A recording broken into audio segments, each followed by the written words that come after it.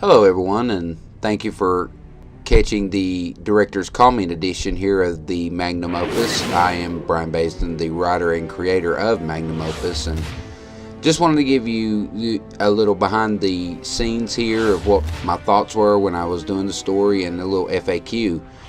This project started in the next to last week of August, and ended at the first week of October. And one of the cool concepts about this thing is you guys see the split screen, the fuzz and the static. That was actually a last second idea that I had to a problem. And one of the first things that I've learned doing this film was that less is more. And the biggest concept that I learned doing this whole entire film was, if you can't do multi-million-dollar effects, why go there? So that's the reason the fuzz came about, as you can see right there, and it was to hide some of the cheesiness, kind of cut it down to a degree level. An interesting story about this was not the original beginning. The original beginning actually took place on episode 20 on Help Desk Live, where if you watch that video, you saw at the end that I filmed the ending here in my office, and the original beginning that we filmed was the phone ringing and it was Southern on the other end, but unfortunately not being able to capture a phone call, or what eventually happened was I started getting some scope creep, as Matt Payne has so eloquently taught me, so I just decided to start it from here. There's Miss Emily, who graciously helped us out in this video. Was kind of camera scared, but she came in and kind of helped us. And here is me running down the hallway and that's actually not Taylor's office, by the way. Taylor was not in his office when I filmed that shot. So we actually went to an open office door, the one next to his. Now here is Taylor and I confronting one another.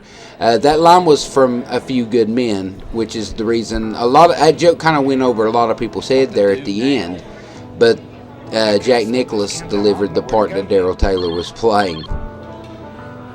Now here's an interesting thing. The fuzziness and the no signal thing was actually first created for this shot, the wristwatch sequence. And I needed something that was kind of spy-ish and, kind of spy gear and things like that. So I originally came up with this, but I didn't want Taylor to appear right away. So I came up with the fuzz and concept that was developed in After Effects. The whole movie, by the way, was mastered in Pinnacle Studio Ultimate. And here's an interesting little shot here. If you look very closely, you can see me standing in the doorway giving my cameraman, Lee Stroud, a kind of a hand signal when I was coming out. As we come here to the special effects scene, you see some of these special effects, and DetonationFilms.com was a really key instrument. This was the bullet sequence here that was developed in After Effects. I read the tutorial. Video Copilot will help you out a lot with that. And of course the jump sequence, where you guys are the first episode that we are going to do behind the Opus. Will show you how I created that jump sequence, me in my 1-inch vertical that I possess, jumping 20 feet up into the air. Jeez.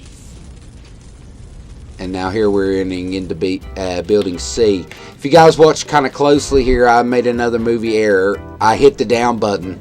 Marcus Gibbs' office that I'm heading to is actually up on the 4th floor in Building C, so I didn't realize what I did, but it just worked for a thing. And no, this elevator ride was not this long. It was actually just done with a fade transition. I just cut the sequence down and used a long fade transition to give it the appearance of being long and, add to the joke of this elevator ride being nearly forever. And now we're going into the confrontation with Marcus Gibbs.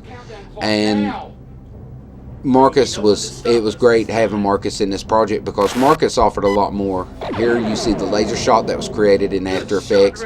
Lots and lots and lots of tutorials on YouTube that will teach you how to make that effect. But the real truth. And once again, the wristwatch shot that we shot with Daryl Taylor. And that was one of the things I also learned about this film was, you know, a lot of tutorials and things like that will help you out. Here is another shot. This is actually the Brycam, as it is affectionately known as, sitting on a tripod at the end. Here was an interesting line as well. We cut the line out, but the line was me coming out and saying, "Holy cow," but I felt in the end that it was just a little too over the top cheesy, so we cut that down. And now here we come to the final confrontation with Miss Cindy Krieger playing the role of Cynthia. By the way, the countdown clock was actually created on YouTube, and I just creatively copied it using just a simple After Effects tutorial with a combination of After Effects and gently counting it down with Premiere. This shot was done, as you can see, the laptop, it was blank, and we used Pinnacle Studio Picture-in-Picture to do that. This was created in After Effects as well, the whole turning Cindy black and white and the freeze sequence. I really wish that the audio would have been a little bit better, that you would have caught my line, "It's a freeze ray." Now this right here was actually done using Visual Basic. Matt Payne, I took that class last semester and Matt Payne actually helped me. And I used a title graphic to show that the countdown clock had stopped. I cut the original one that popped up in Visual Basic that said, "Congratulations, you stopped the countdown," because you couldn't see it. And so I just decided to add in the graphic to really pronounce that the countdown clock was stopped. Of course, here is the Inside Southern plug that I did for Cindy's show, and you can see her smiling in the background when I did the plug. And when you guys see some of the behind the scenes stuff, you guys are really going to get a kick out of how much fun we had making this project. The smoke was actually a pretty cool thing. I created that sequence on a green screen. The same one, I just reversed it and kind of manipulated the smoke a little bit. That was created on a green screen in my backyard thanks to the help of my dad, who had built a big fire out back. And I used a box fan to actually blow the smoke in to the green screen and filmed it. That's how the smoke effect was done. Cindy had so much trouble with that line. You guys are gonna see here in a second when she does the "Now do you know why we did what we did" line. It took her about 5 takes to get that, and she really started getting upset with me over it because she couldn't land the line, and we changed that line about 5 times in the course of the conversation.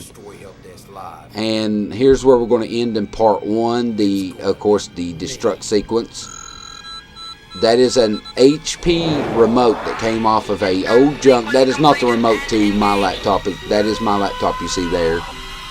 That is not the actual remote to it. It is actually one off of a junk computer from my shop.